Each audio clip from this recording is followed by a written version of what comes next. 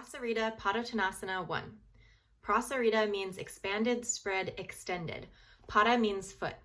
A way to remember this is the P in pada and the H in hasta is hand. So H is hand in hasta, and P, I know foot doesn't start with P, but podiatry does, and pie in Spanish does, so I remember it that way. The pose is one where the expanded legs are stretched intensely.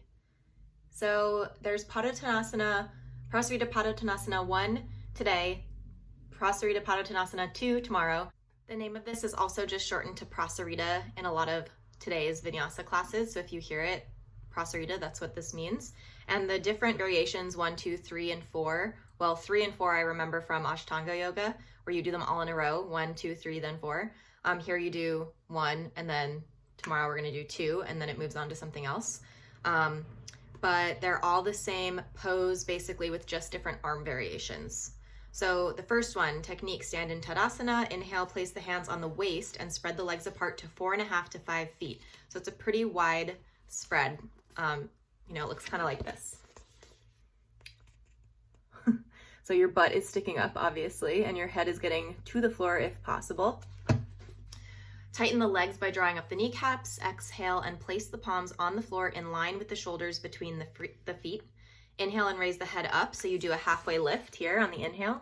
It says keeping the back concave, so it's not really a flat back, it's more like this. Exhale, bend the elbows and rest the crown of the head on the floor. If you can't do that, you can use a block or just reach in that direction. Keep the weight of the body on the legs. Do not throw the body weight on the head. Both feet, both palms, and the head should be in a straight line. Stay in the pose for half a minute, breathing deep and evenly. Inhale, raise the head up from the floor and straighten the arms at the elbows. Keep the head well up by making the back concave as in position 4. So how you went in. Exhale and stand as in position 2.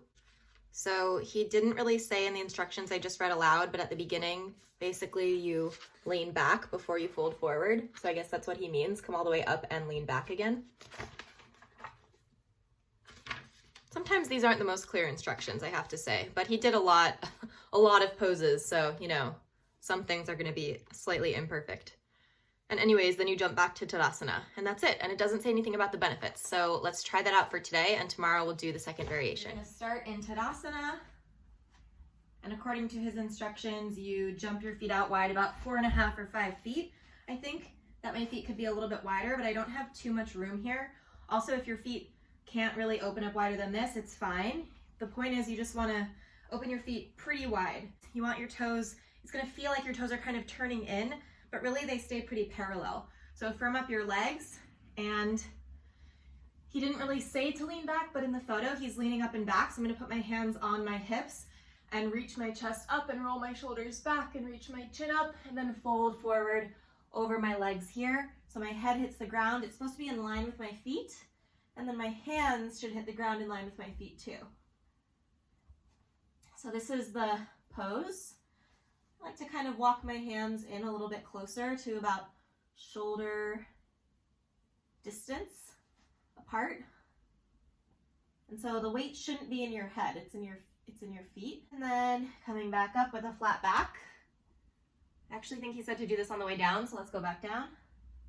And then you lift up to a flat back again. Come all the way up, lean back, and then you jump back in, which this is a little bit difficult because my legs are spread really wide apart. So, landing in Tadasana. So that's Prasārita Pādottānāsana 1, and we'll do 2 tomorrow. Let me know if you've tried it, how it feels, and subscribe if you haven't yet, and thanks for watching.